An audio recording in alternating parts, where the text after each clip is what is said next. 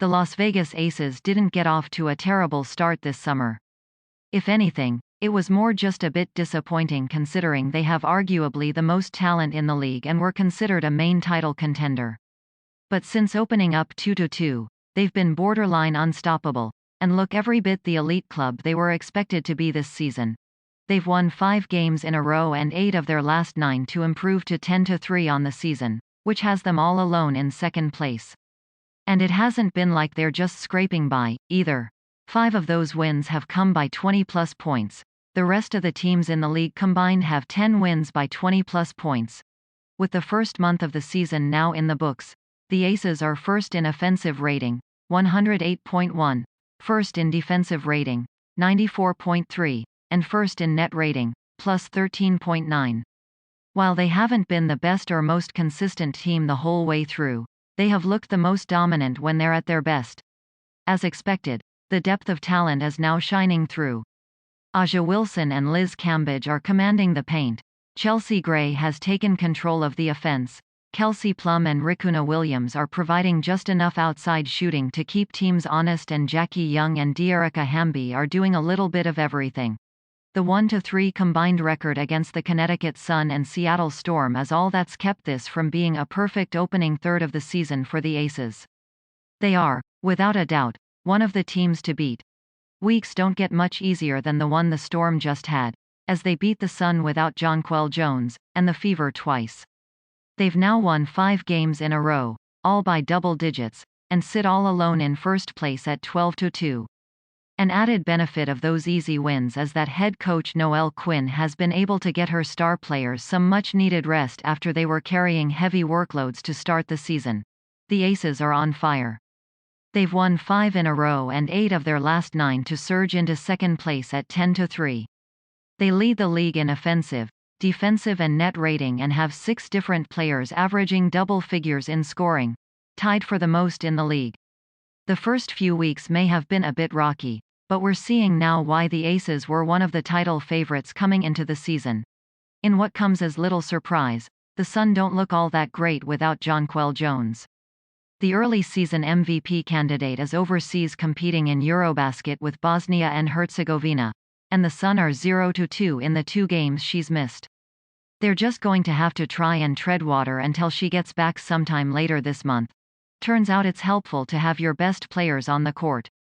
The Sky have won 4 in a row since Candace Parker returned from an ankle injury, and are now 5-0 with her in the lineup this season. It hasn't just been Parker, however, as Allie Quigley, hamstring injury, and Stephanie Dolson, national team commitment, are back as well. With their full team again, the Sky have quickly climbed back to 6th place in the standings, and should be in the top 4 in no time. Some good, some bad for the Lynx lately. They're now 5-3 since their awful start.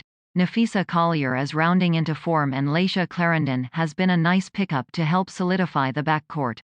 On the flip side, Ariel Powers and Natalie Achanwa are both out indefinitely and they absolutely cannot stop turning the ball over. Since the start of June, they have a 21.9 turnover percentage. The Mystics split a 2-game series with the Dream this week, and have now won 3 of their last 4 to improve to 5-6 on the season. Things obviously haven't gone to plan for them, but if they can hang around .500 until Elena Della Dunn gets back, they'll give themselves a chance to make some noise after the Olympic break. That's when their star is now expected to return from off-season back surgery. Phoenix had been largely holding things together without Diana Taurasi, but they've now lost 4 straight games, their longest losing streak since 2019, to fall to 5-7 on the season. The good news for them is they're about to get a little bit of a break. After Friday's matchup with the Sparks, they won't play again for 9 days. That should give them a chance to rest and regroup. It hasn't always been pretty. All 5 of their losses are by double digits and they have the second worst offense in the league, but the Sparks deserve a lot of credit for continuing to grind out wins despite all of their injuries. They're currently in a tie for 4th place, and one of only 5 teams at or above .500. Few would have expected that given the way their season started. 2 straight losses to end the week for the Wings, as they've dropped to 5-7 on the season. One potentially worrying trend for them is Marina Mabrey's cold streak. After an incredibly hot start, she's just 12 of 47 from the field in the last 4 games, and as a result their offense has dropped down to 8th in the league during that stretch. Things are really starting to fall apart for the Liberty. They went out west and were absolutely destroyed by the Aces in back-to-back games, and have now lost 5 of their last 6.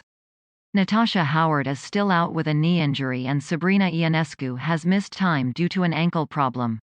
While Ionescu did return last game and played a brief role off the bench, it's going to be rough for the Liberty if she's limited and Howard is out. While the Dream did finally snap a 4-game losing streak with a win over the Mystics, they then lost to them a few days later. After that little run earlier in the season, the Dream are now 1-5 since the start of June. Some of that is playing a much tougher schedule, some of that is Chennedy Carter's absence, and some of that is an inability to get stops. Look, there's really just not a whole lot to say at this point. At least they finally lost a game by single digits. Not only is this team bad, but they're on pace to be historically bad. They still only have 1 win as we approach the midway point of the season, and their -17.5 net rating would be the second worst in league history.